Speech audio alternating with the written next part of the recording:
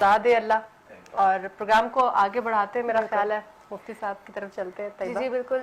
सुमेरा, हमने देखा है कई दफ़ा कि हमारे घर में जो बहुत बुजुर्ग अफराद होते हैं वो रोज़ा रखते हैं, और कई लोगों को जब डायबिटीज हो जाता है तो फिर नहीं रख पाते हैं। तो मेरा अलामा साहब से ही सवाल था कि वो अफराद जो रोजा नहीं रख पाते उनके साथ हमारा कैसा सलूक होना चाहिए? किसी भी वजह से, कोई उज़र हो, कोई बीमारी हो, जैसे शुगर के पेशेंट्स हैं वो रोजा नहीं रख सकते हैं, या कोई ऐसे लोग हैं जो ज्यादा भूख प्यास बर्दाश्त नहीं कर सकते, तो उनके साथ हमारा रवैया किस तरह का होना चाहिए?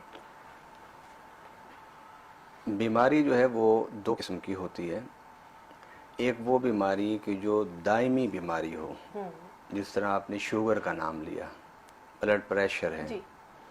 और एक बीमारी और हलालत वो होती है जो वक्ती तौर पर हो जाती है, जिस तरह बुखार किसी को हो जाता है, खांसी हो जाती है, चेस्ट इन्फेक्शन हो जाता है। सही।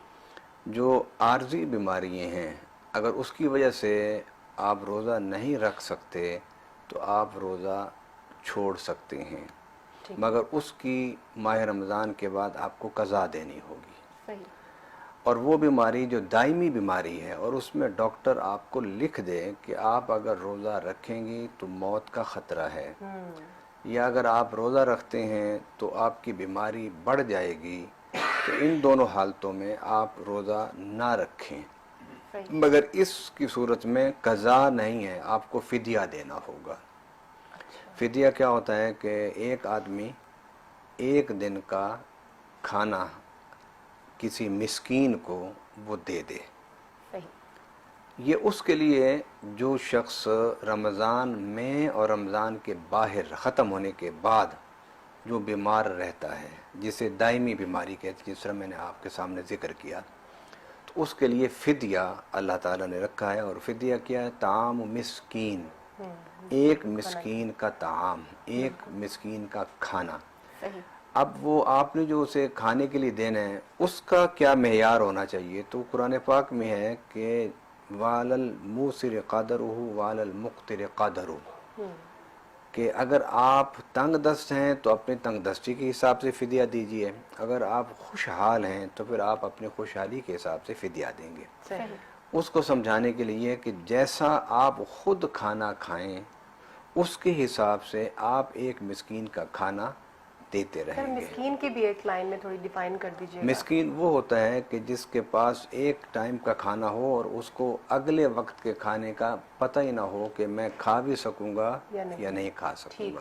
बिल्कुल सही। जिसका कोई परमानेंट कोई जरिया आमदन ना हो, खाने पीने के असबाब ना हो, उसे मिस्कीन कहते हैं। बिल्कुल सही। अब इस मकाम पर इस हदीस पाक को आप ज़हन में रखिए कि अगर कोई बेउज़र बगैर किसी वजह के रोज़ा छोड़ता है वो कज़ा तो कर लेगा रमज़ान के बाद, लेकिन मेरे आका सल्लल्लाहु अलैहि वसल्लम ने फरमाया कि अगर वो एक रोज़ा बगैर उज़्र के छोड़ने वाला अगर सारी ज़िंदगी भी कज़ा करता रहे तो उसके रमज़ान के रोज़े के सवाब को नहीं पहुंच सकेगा। इसलिए रमज़ान का रोज़ा बगैर किसी वजह, शरई वजह के, बगैर किसी तबी वजह के नहीं छोड़ना चाहिए। बिल्कुल सही। शरई वजह यह है कि जिस तरह माह रमज़ान में महीने में औरतों को बाद दफ़ा नमाज की ममानियत होती है, तो उन दिनों उसके रोज़े की भी ममानियत होती है।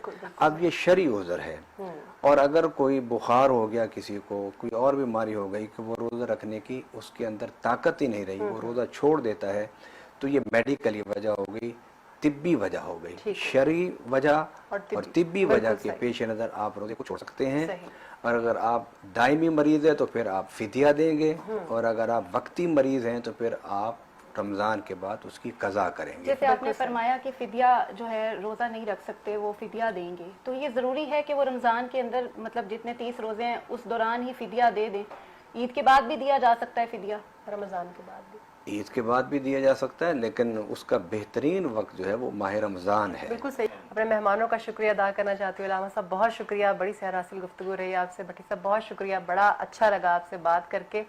और रफीक साहब आपको भी बहुत शुक्रिया, आपने भी हमारे दिलों को मुनव्वर किया अपनी खूबसूरत आवाज़ से। तैयबा, मेरा ख्याल है अब हम इजाज़त लें अपने। बिल्कुल सुमेरा, इफ्तार का वक्त हुआ चाहता है और टैलेंट न्यूज़ की इफ्तार ट्रांसमिशन से हमें इजाज़त दीजिए। कल आपकी खिदमत में फिर हाजिर होंगे। अल्लाह हाफ़िज़।